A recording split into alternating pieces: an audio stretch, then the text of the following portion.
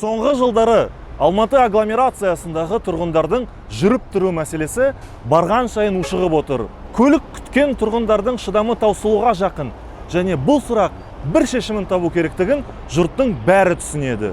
Жақында Алматы билігі Алматыдан Талғарға, Қаскелеңге және Ұзынағашқа электр пойызын іске қосу идеясын тағы да мәлімдеді. Біз Алматыны электропойыз арқылы Талғар, Қаскелен және Ұзынағашпен байланыстыру керектігі жайлы үкіметке ұсыныс жасадық. Қазақстан темір жолымен жұмыс жүргіздік. Оған елбасы тарапынан да, президент тарапынан да қолдау бар. Қазір үкіметпен және Самұрық-қазынамен бірге мәселені жетілдіру үстіндеміз.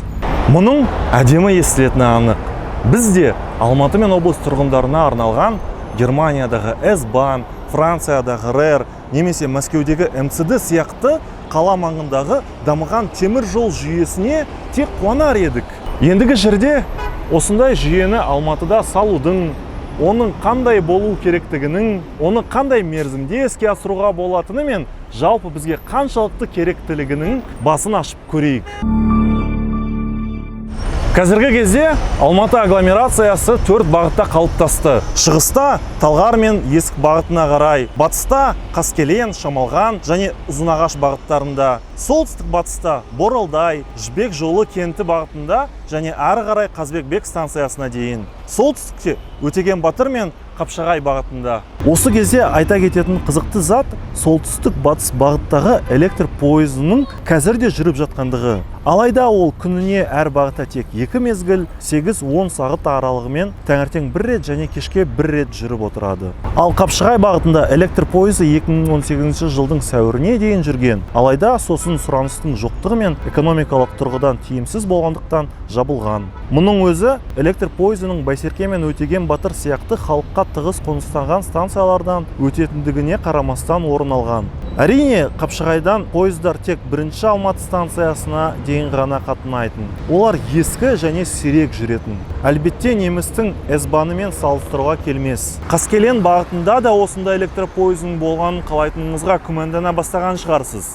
Егер ол қалай болғанда да іске қосылатын болса, жағдайы шамамен осындай болмақ. Алматыдан Қаскелен Гранд Централға дейін қатынайтын жоғары жылдамдықты синкансендерді күтудің керегі жоқ. Неге дейсіз ғой? Картаға қарайық. Жолдарды қалай түсіруге болады екен? Қаскеленнен Талғарға қатынайтын электр пойыз дегенде көп адам мұны шамамен Райымбек даңғылымен қатар өтетін тіке темір жол түрінде елестетеді. Мәселе, оны салу үшін тығыз құрылысы бар жер телімдерін сатып алып бұзуда жатыр. Енді Алтын Орда базары жолының қалай қайта салынып жатқанын ойлап көріңіз. Автожанармай бекеті мен басқа да ғимараттарды бұзуға байланысты оны тапсыру мерзімі қанша рет кейінге өзгертілді. Енді жолды қайта салу дегенде әңгіме ұзындығы 4 шақырымнан аз жер телімі туралы болған. Ал Талғардан Қаскеленге дейінгі қашықтық 54 шақырым. Оның көп бөлігінде де құрылыс салынғанын естеріңізге салайық. Жолдардан бөлек иеліктен алынатын телім жол бойындағы қатынас құралдарына, кесіп өтетін жолдарға, бұрылу жолақтарына және тағы басқаларына қатысты.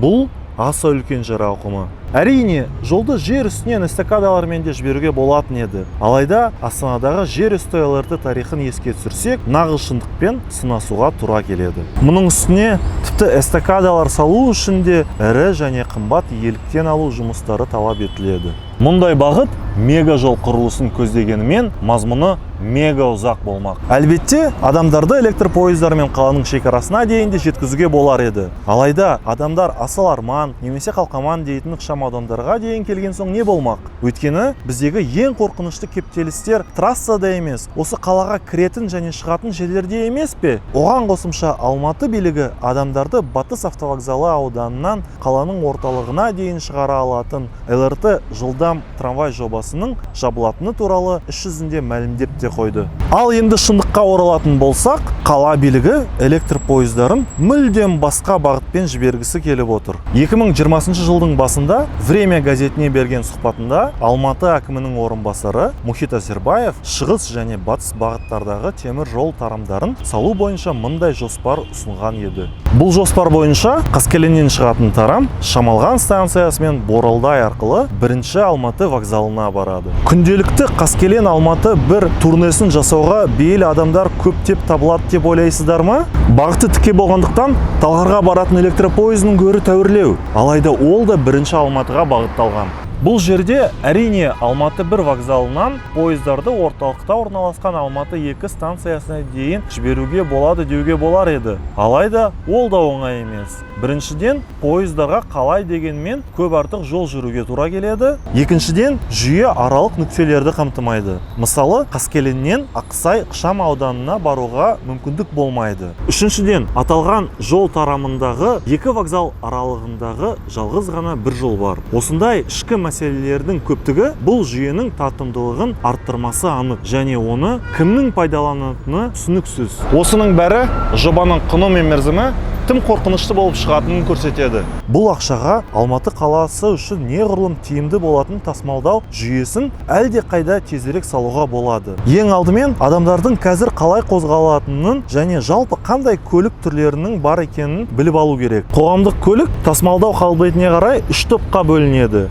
Бірінші топқа кішігірім газельдер, кіші автобустар және троллейбустар, сонымен қоса кішкентай трамвайлар жатады. Орташа тасымалдау қабілеті үлкен жүйрек автобустар мен троллейбустар және жүйрек трамвайларда бар. Үлкен деген қоғамдық көлікке метро, электр пойызы және қалалық электр пойызы жатады. Ал енді Алматы Қаскелең мен Алматы Талғар бағыттарына қарайтын болсақ, қоғамдық көлік деп айтуға болатын тек қана кішкентай газельдар мен исузулар ғана бар. Ал мысалы Есік пен Ұзынағашқа ондай да жоқ. Кәдімгі қала аралық автобустарда жоқ болып келеді. Алматы маңындағы мекендерге қарайтын болсақ, әрбір қала мен ауылдың халқының саны 5 пен 60 мың аралығында. Мүмкін қазіргі сағатына 480 адам тасымалдайтын көліктің орнына ол бағыттарға тасымалдау қабілеті сағатына 90 мың адам болатын S-банға ұқсас көліктің қажеті де жоқ шығар. Мұны ескермесек, бізге Қаскелеңнің бәр тұрғынын бірінші Алматыға сағат сайын тасуға тура келеді. Ал егер оларға күніне 10 реттен бірінші Алматыға бару қажет болмаса, жүйе ақылға сыйымды уақыт аралығымен жүре алмайды. Тіпті экономикалық жағынан тиімсіз болған Қапшағайға қатынаған электр пойыздың тағдырын қайталауы мүмкін. Аталған мәселенің нақты әрі тиімді шешімі деп біз бірінші кезеңде қала маңында жүретін үлкен автобустарды шұғыл түрде іске қосу қажеттігін көріп отырмыз. Астанада мұндай шешім айтарлықтай табысты іске асуда. Әрине, бұл автобустарда субсидияға мұқтаж болатыны анық. Алайда оның көлемі электр пойыздар жеп қоятын субсидиялардың көлемінен әлде қайда аз. Екінші кезеңде автобустарды кептелістен сақтап қалу үшін оларды БРТ жүйесіне келтіруге болады. Ал келешекте оларды кейбір Еуропа қалаларында табысты жұмыс істеп жатқан қала маңындағы интерурбан трамвай жүйесіне алмастыруға болар еді.